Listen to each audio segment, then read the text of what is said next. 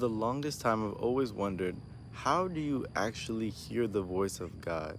I always heard people talking about how, God told me this, God told me that. How is God speaking? Because I don't hear anything. One day I was talking to my mom about this, and we were discussing the idea of whether or not you actually love God.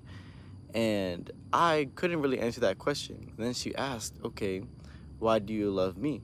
And I was like, okay, well, I know you. I know, what you've done for me. I know how you deal with other people, yada, yada, yada. I know how you are very thoughtful, yada, and you love us and everything like that, right? Then she asked, okay, what's God like? And I was like, you bring up a fair point.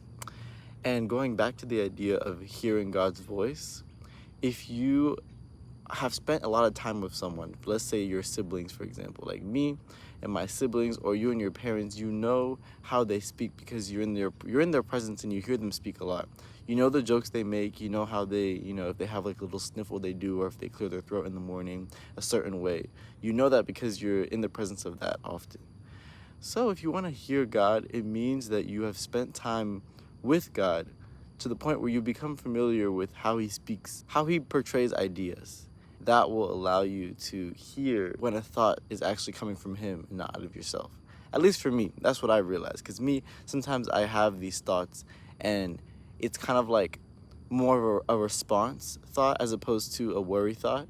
And when I have those response thoughts, they're just very reminiscent of different scriptures that I've read, or just it just comes in the tone of the way that the Lord speaks in the Bible.